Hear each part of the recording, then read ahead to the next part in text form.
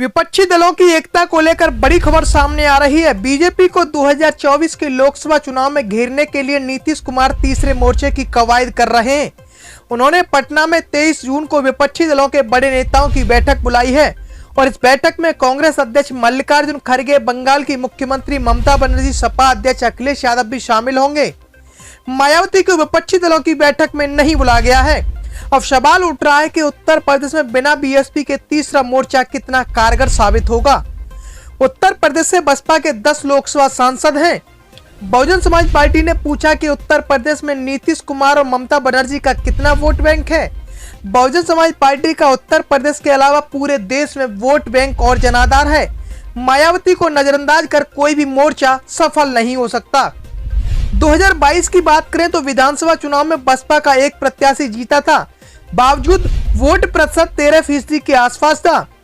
विधानसभा चुनाव में बसपा को 12.9% वोट मिले थे और हालिया संपन्न नगर पंचायत चुनाव में बसपा के 6.8% अध्यक्ष जीते। नगर पालिका में 8.4% अध्यक्षों को जीत मिली। हालांकि नगर निगम में बसपा का वोट प्रतिशत जरूर घटा। 2019 के लोकसभा चुनाव में सपा बसपा का गठबंधन था और उस दौरान सपा को केवल 5 सीटें मिली थी और बसपा को 10 सीटों पर जीत हासिल हुई। सपा से वोट प्रतिशत भी बसपा का ज्यादा था। महागठबंधन में मायावती का ना होना क्या बीजेपी के लिए फायदा होगा, इस पर सबकी नजर बनी हुई है। तो वहीं बीजेपी नेताओं का कहना है कि गठबंधन से पार्टी को कोई फर्क पड़ने वाला नहीं है। यूपी में बसपा बिना तीसरा मोर्चा कितना कारगर साबित होगा, इस पर अगर बात करें तो उन्होंने दावा किया है कि इस बार उत्तर प्रदेश में 80 की 80 सीटें बीजेपी को ही मिलेंगी। हालांकि सुबह सपा अध्यक्ष ओम प्रकाश राजभर कई बार इस बात को कह चुके हैं कि बिना मायावती के कोई भी मोर्चा उत्तर प्रदेश में कारगर साबित नहीं हो सकता। ओम प्रकाश राजभर ने तो यहां तक कह दिया कि जिस दिन मोर्चे में मायावती को शामिल किया जाएगा उसी दिन वह भी मोर्चे में शामिल हो जाएंगे। उत्तर प्रदेश में विधानसभा की कुल 403 सीटें हैं।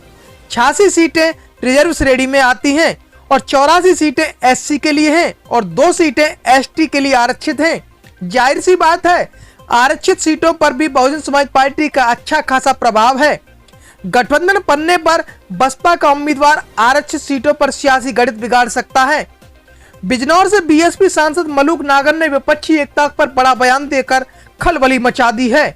उन्होंने कहा कि लोकसभा चुनाव के लिए मुख्यमंत्री नीतीश कुमार गठबंधन बनाने की तैयारी में हैं और नीतीश कुमार ने कई राज्यों के मुख्यमंत्री से भी मुलाकात की। 23 जून को पटना में उन्होंने विपक्षी दलों का महासम्मेलन बुलाया है, लेकिन उत्तर प्रदेश में दलितों की राजधानी करने वाली बीएसपी सुप्रीमो मायावती को आमंत्रण नहीं किया है। बसपा सांसद ने कहा है कि नीतीश कुमार की अखिलेश यादव, महाराष्ट्र के पूर्व मुख्यमंत्री उद्धव ठाकरे समेत कई विपक्षी नेताओं से बात हुई। महासम्मेलन में बीएसपी चीफ मायावती को निमंत्रण नहीं मिलने पर बसपा सांसद बेफिक्र नजर आए। उन्होंने कहा कि हमारी नेता बहन मायावती को परवाह नहीं है, हम केवल देश और देश हित को देखकर फैसला लेते हैं। बीएसपी सांसद मलूक नागर ने कहा कि हमारे लिए देश की जनता सबसे पहले है और हम देश हित में, जनहित में काम करते हैं। कोई हमें बुलाए या ना बुलाए कोई फर्क नहीं पड़ता। आदिवासियों और दलितों में संघ की पैठ पर बसपा सांसद ने भगवान या मसीहा अंबेडकर को बताया। अंबेडकर की परंपरा को काशीराम ने आगे बढ़ाया और अब उसी परंपरा को बहन कुमारी मायावती बढ़ा रही हैं। उन्होंने कहा कि बहन कुमारी मायावती का पिछड़ों, दलितों, आदिवासियों और अल्पसंख्यकों के लिए किए गए काम की तुलना किसी भी दलों के पार्टी राष्ट्रीय अध्यक्ष से नहीं की जा सकती, क्योंकि बहुजन समाज पार्टी की राष्ट्रीय अध्यक्ष बहन कुमारी मायावती ने वह कर दिखाया जो किसी आज तक नेता ने नहीं किया। उन्होंने कहा कि बसपा का वोट बैंक 13% मजबूत है।